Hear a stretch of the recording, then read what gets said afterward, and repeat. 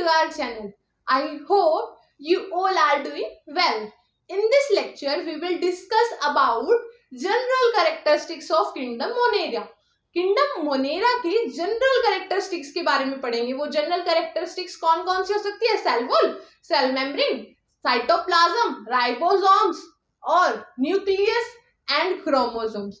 इन general characters के बारे में पढ़ेंगे. आफ्टर दैट नेक्स्ट वीडियो में हम इन ऑर्गेनिजम्स के डिटेल के बारे में पढ़ेंगे. ठीक है, तो let us start with our first topic which is cell wall of kingdom Monera. Yes, now we will discuss about cell wall of kingdom monera. अब देखो, हमने डिस्कस किया था कि किंगडम मोनेरा के जो सोल ऑर्गेनिजम्स हैं, जो सबसे ज्यादा जो मेन ऑर्गेनिजम्स प्रेजेंट हैं, वो है बैक्टीरिया. इतना क्लियर है. और हमने डिस्कस किया था 5 किंगडम के बारे में. फर्स्ट था Monera, then Protista, Fungi, Plantae, Animalia. तो जो फर्स्ट था ना किंगडम मोनेरा, उसमें थे प्रोकैरियोटिक ऑर्गेनिजम्स और बाकी सब यूकैरियोटिक थे. तो जो इसका स्पेशल कैरेक्टर है वो ये है कि जो प्रोकैरियोटिक ऑर्गेनिजम्स हैं वही किंगडम मोनेरा में होते हैं. क्लियर है. अब जो भी कैरेक्टर्स होंगे प्रोकैरियोटिक ऑर्गेनिजम्स के, वही कैरेक्टर होंगे किंगडम मोनेरा के. जनरल कैरेक्टर की बात करें तो जो फर्स्ट हम कैरेक्टर की बात कर रहे हैं वो है cell wall. Our first character is cell wall. तो सेल वॉल के बारे में हम डिस्कस करेंगे. सेल वॉल इसकी नॉन सेल्यूलोजिक होती है. मींस इसकी सेल वॉल सेल्यूलोज की बनी हुई नहीं होती है. Non cellulosic cell wall present होती है इसमें. ठीक है. नेक्स्ट इज पेप्टिडोग्लाइकन की बनी होती है. इसकी सेल वॉल पेप्टिडोग्लाइकन की बनी होती है. Peptido indicates to peptide bond which is present in the protein. ठीक है. अब ये क्या होते हैं इसको हम डिटेल में बायोमोलिक्यूल्स के चैप्टर में स्टडी करेंगे. ठीक है. ये कौन से मॉलिक्यूल हैं, पॉलीपेप्टाइड क्या होते हैं, ग्लाइकन्स कौन से होते हैं, डिटेल में इनके स्ट्रक्चर के साथ डिस्कस करेंगे बायोमोलिक्यूल्स चैप्टर में, या फिर बायोकेमिस्ट्री में भी तुम पढ़ोगे इसके बारे में. ठीक है. तो पेप्टाइडोग्लाइकन, जिसको हम म्यूरिन भी बोलते हैं, मीन्स इनकी सेल वॉल पेप्टिडोग्लाइकन की बनी हुई होती है. इतना क्लियर है. अब इसकी सेल वॉल में देखो, peptidoglycan is a type of mycoprotein. Means ये एक ऐसा प्रोटीन है जो किससे बना, मतलब जो किसकी टाइप है, वो माइकोप्रोटीन की टाइप है. इतना क्लियर है. उसके बाद इसमें कुछ शुगर प्रेजेंट होती है, और वो शुगर कौन सी हो सकती है? ग्लूकोज हो सकती है, मेनाज हो सकती है, गैलेक्टर्स हो सकती है, और अमीनो एसिड्स हो सकते हैं. अमीनो एसिड्स कौन कौन से हैं? N acetyl glucosamine, next is N acetyl muramic. ये कौन से हैं? ये अमीनो एसिड्स हैं या अमाइनो एसिड्स हैं जो प्रेजेंट होते हैं. ठीक है, इसकी सेल वॉल में. इसके अलावा कुछ अमाइनो एसिड्स और भी प्रेजेंट होते हैं, जिसका एग्जांपल है टेक्नोइक एसिड्स. ठीक है. कुछ सम अमाइनो एसिड्स भी प्रेजेंट होते हैं, जिसका एग्जांपल है टेक्नोइक एसिड्स. इतना क्लियर है. उसके बाद हम एक्सेप्शंस के बारे में पढ़ेंगे. एक्सेप्शंस भी प्रेजेंट होते हैं इसमें. देखो, हमने सबसे पहली लाइन में क्या कहा था? नॉन सेल्यूलोजिक सेल वॉल होती है. मींस इनकी सेल वॉल सेल्यूलोज की नहीं बनी होती है. बट एक्चुअल में कुछ ऐसे ऑर्गेनिजम्स भी हैं जो किंगडम मोनेरा में प्रेजेंट हैं, बट उनकी सेल वॉल सेल्यूलोज की बनी हुई है. ये एक्सेप्शन है. ठीक है. तो फर्स्ट एक्सेप्शन है कि इनकी cell wall made up of cellulose. इनकी सेल वॉल सेल्यूलोज की बनी हुई है. फर्स्ट एग्जांपल है एसिटोबैक्टर एसिटोजीनम. सेकंड एग्जांपल है एसिटोबैक्टर जाइलेनम. ठीक है. थर्ड एग्जांपल है जाइमोसार्कीमा. क्लियर है इतना. इसके अलावा भी ऐसे एक्सेप्शन प्रेजेंट है सेल वॉल में कि ऐसे ऑर्गेनिज्म भी प्रेजेंट हैं किंगडम मोनेरा में जिनकी सेल वॉल ही नहीं होती. मींस सेल वॉल अब्सेंट होती है. हमने कहा सेल्यूलोज की सेल वॉल नहीं होती, पर प्रेजेंट तो होती है ना. तो इस केस में सेल वॉल ही प्रेजेंट नहीं होती, विच इज माइकोप्लाज्म या फिर माइकोप्लाज्मा. ये किसका एग्जाम्पल है? ये एग्जाम्पल है प्ल्यूमॉर्फिका। प्ल्यूमॉर्फिक क्या होता है? एक्चुअल में वो ऑर्गेनिजम्स होते हैं जो अपनी शेप को चेंज कर सकते हैं, ठीक है, अलग अलग डिफरेंट शेप में आ सकते हैं। दैट्स वाई हम इसको जोकर भी बोलते हैं, जोकर ऑफ किंगडम मोनेरा भी बोल सकते हैं, ठीक है, क्योंकि अपनी अपनी शेप चेंज कर सकता है। इसके बारे में हम डिटेल में इसी चैप्टर में पढ़ेंगे, अभी हम सिर्फ इतना ही पढ़ेंगे। क्लियर है? इतने एक्सेप्शंस पढ़ लिया, सेल वॉल पढ़ लिया। अब हम जो पढ़ेंगे वो हम पढ़ेंगे cell membrane, cytoplasm, ribosomes, nucleus and the last one is chromosomes. Okay, let's start with cell membrane. Yes, now we will discuss about cytoplasm, ठीक है, और cell membrane. तो cell membrane और cell wall रिजिड स्ट्रक्चर होता है, सबसे outer most structure होता है, उसके अंदर क्या प्रेजेंट होती है? सेल मेम्ब्रेन प्रेजेंट होती है। सेल वॉल और सेल मेम्ब्रेन के बीच में जो स्पेस होता है स्ट्रेचेबल होती है ना, स्मूथ स्ट्रक्चर होता है सेल मेम्ब्रेन का। सेल वॉल हार्ड स्ट्रक्चर होता है, इसके जो बीच में स्पेस होता है उसको पेरिप्लाज्मिक स्पेस कहते हैं। इस स्पेस को पेरिप्लाज्मिक स्पेस कहते हैं। And in case of prokaryotes it is analogous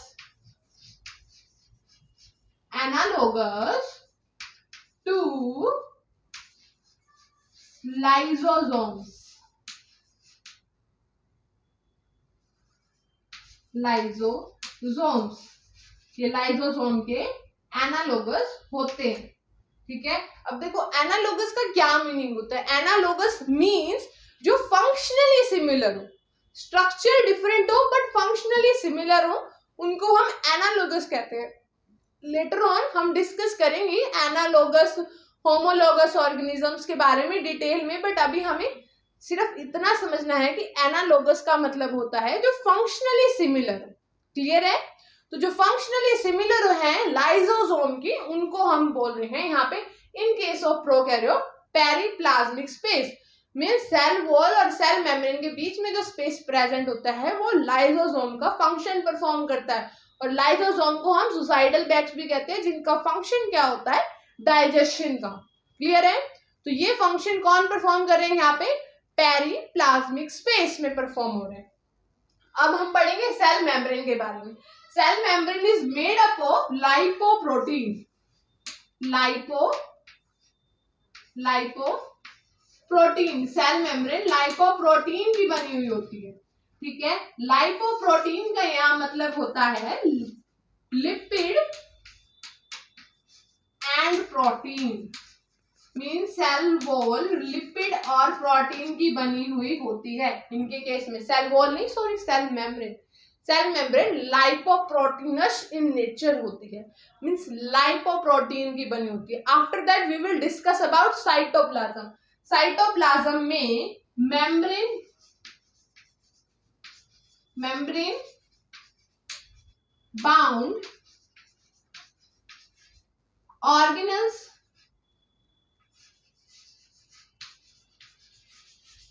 are absent.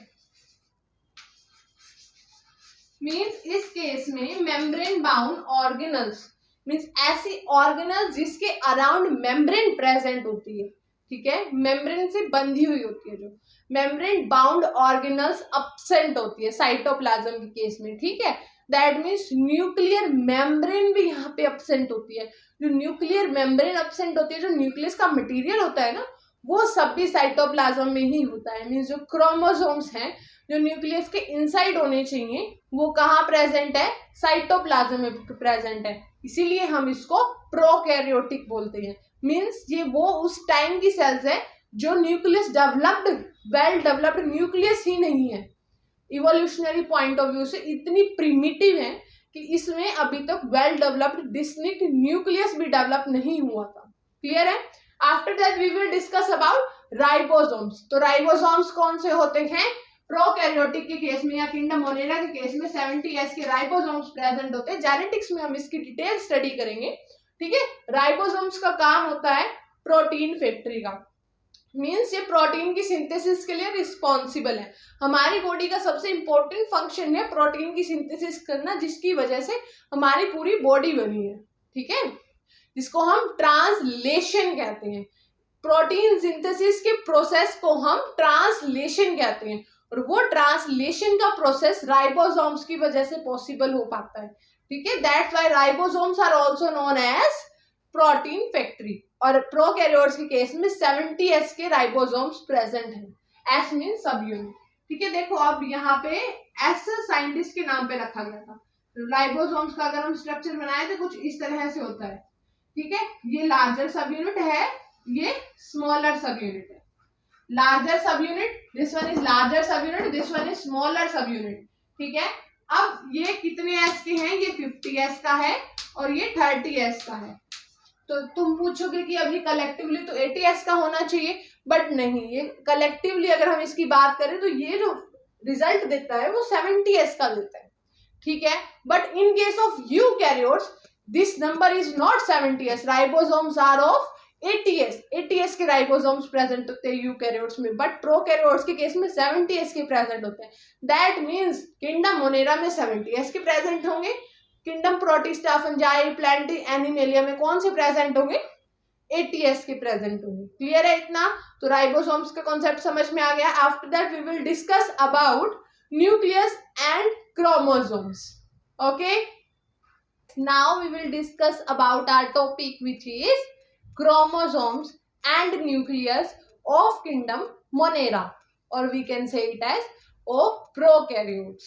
Okay, क्योंकि kingdom Monera में सिर्फ और सिर्फ prokaryotes आते हैं। अब pro means before, karyote means nucleus, nucleus से पहले means evolutionary point of view से ऐसे organisms जिनमें clearly distinct nucleus develop नहीं हुआ था, उसके बेसिस पे इसको प्रोकैरियोट्स कहते हैं। ये इसका स्पेशल कैरेक्टर है जो ये बताता है कि किंगडम मोनेरा यानी प्रोकैरियोट्स में न्यूक्लियस वेल डेवलप्ड नहीं है, मींस हम इसको क्लियरली नहीं ऑब्जर्व कर सकते।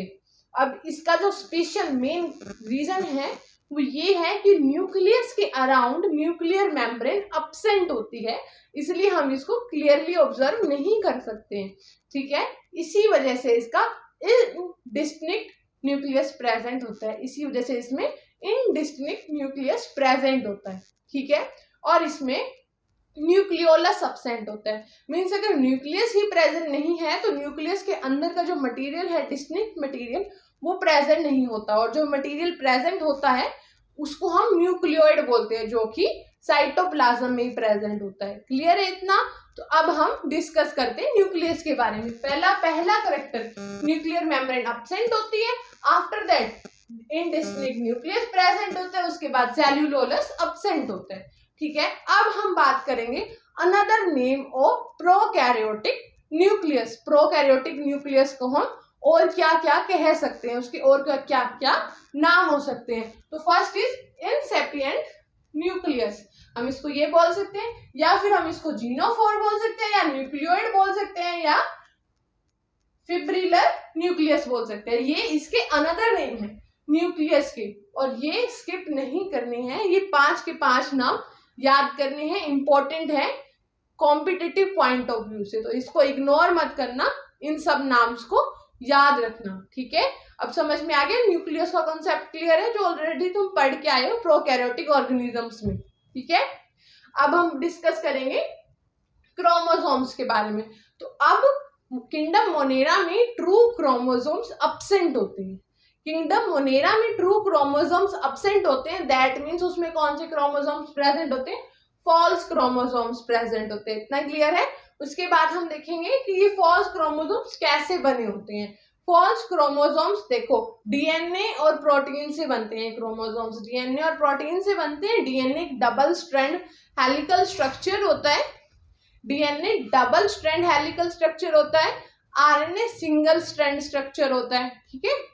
तो डीएनए डबल स्ट्रैंड स्ट्रक्चर होता है जो प्रोटीन के अराउंड सर्कुलर फॉर्म में कॉइल हो जाता है, ठीक है। इतना क्लियर है और समझ आया इतना?